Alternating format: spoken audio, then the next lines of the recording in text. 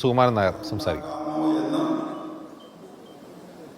ഉദ്ദേശിച്ചുമല്ല, അങ്ങനെയുള്ള തെറ്റിദ്ധാരണ അവർക്ക് ഉണ്ടായതാണെങ്കിൽ അവരത് തിരുത്തണം.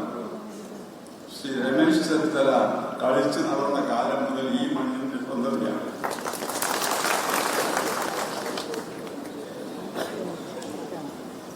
അവിടെ ഞങ്ങൾ രാഷ്ട്രീയം നോക്കിയില്ല. NSSന്റെ ഒരു പുത്രനാണ്. എനിക്ക് 4 മക്കളുണ്ടെങ്കിൽ 4 മക്കളും 4 രാഷ്ട്രീയ പാർട്ടിയിൽ പ്രവർത്തിക്കാനുള്ള സ്വാതന്ത്ര്യം വേണമെങ്കിൽ ശ്രമിച്ചു കൊടുത്തിട്ടുണ്ട്. പക്ഷേ അത് ആ കുടുംബത്തെ ബാധിക്കാൻ പാടില്ല. അത് നായർക്ക് മാത്രം ഇത് ബാധകമാണെന്നാണ് ചിലരുടെ കൽപ്പന. വേറൊരു പുത്രൻ അപ്പുറത്തിരിപ്പുണ്ട്. കമ്മ്യൂണിസ്റ്റ് ശൈലിയിൽ ഇരിക്കുന്ന ആളാണ് ഗണേഷ് കുമാർ. ഒരേ വേദിയിലല്ലേ ഇരിക്കുന്നത്. ഗണേശിന്റെ രാഷ്ട്രീയത്തിൽ എന്തെങ്കിലും ജാതിയുടെ പേര് പറഞ്ഞ് ഇടപെടുന്നുണ്ടോ? അതുപോലെ തന്നെ നമ്മുടെ ഗണേഷ് കുമാറും അവർക്ക് അവരുടെ രാഷ്ട്രീയമുണ്ട്. അത് നടത്താനുള്ള അവകാശം സർവീസ് സൊസൈറ്റി കൊടുത്തിട്ടുണ്ട്. അവർക്ക് മാത്രമല്ല, എല്ലാ നായന്മാർക്കും അവർക്ക് ഇഷ്ടമുള്ള രാഷ്ട്രീയത്തിൽ പ്രവർത്തിക്കാൻ ഉള്ള അനുവാദം കൊടുത്തിട്ടുണ്ട്.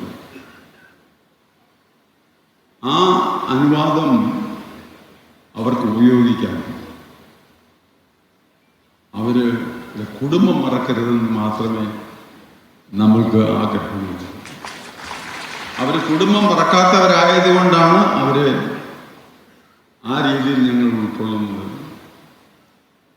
രമേശ് ചെന്നിത്തല ഈ സംഘടനയിലെ ഒരാള് എന്നുള്ളതിൽ ഒരു തരത്തിൽ അദ്ദേഹത്തിന്റെ രാഷ്ട്രീയ ജീവിതത്തിലല്ല, ജന്മസ്ഥാനത്ത് നിന്നുകൊണ്ട് ആലോചിക്കുന്നു. അതല്ലെന്ന് പറയാൻ പറ്റുമോ? അങ്ങനെയാണ് അദ്ദേഹം ഈ ചടങ്ങിൽ ഉദ്ഘാടനം ചെയ്യാൻ വന്നിട്ടുള്ളത്. ഈ തിരുത്തലൊക്കെ വരുത്തിയത് നമ്മളാരും അല്ല എന്നാണ് എൻ്റെ ആത്മാർത്ഥമായ വിശ്വാസം. അത് സമുദായാചാര്യൻ ശ്രീ മന്നത്ത് പത്മനാഭൻ ആണ് അത് നമ്മളെ കൊണ്ട് കറക്റ്റ് ചെയ്യിച്ചത് എന്നാണ് ഞാൻ മനസ്സിലാക്കുന്നത്. എല്ലാ കാര്യങ്ങളും ഇതുപോലെ വരുമ്പോൾ നമ്മൾക്ക് ഉപദേശം ഒരു രൂപത്തിലല്ലെങ്കിൽ വേറെ രൂപത്തിൽ തരും. അതെല്ലാം നല്ല രീതിയിൽ പാലിച്ചു.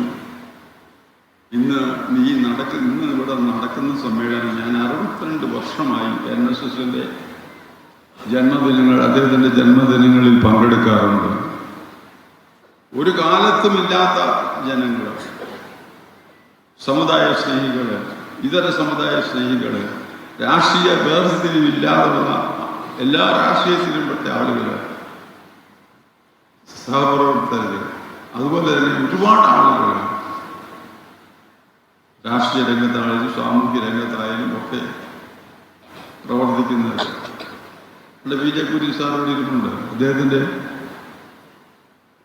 എന്നൊക്കെ ജന്മദിനം ഉണ്ടായിട്ടുണ്ടോ അന്നൊക്കെ അദ്ദേഹം വന്ന് എവിടെ ഇരിക്കും, ഇത് കേട്ടിട്ട് പോകത്തുള്ളൂ.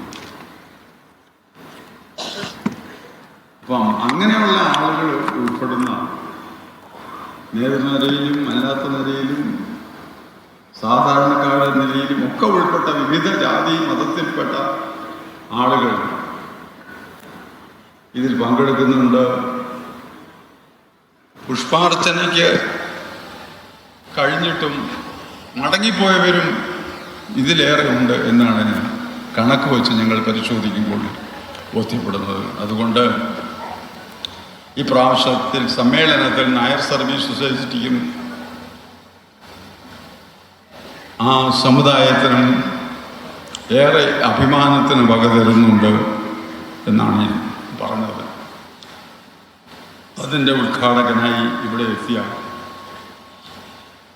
രമേശ് ചെന്നിത്തലയെ സ്നേഹപൂർവ്വം നിങ്ങൾക്കെല്ലാം വേണ്ടി ഞാൻ സമുദായാചാരൻ്റെ പേരിൽ സ്വാഗതം ചെയ്യുന്നു.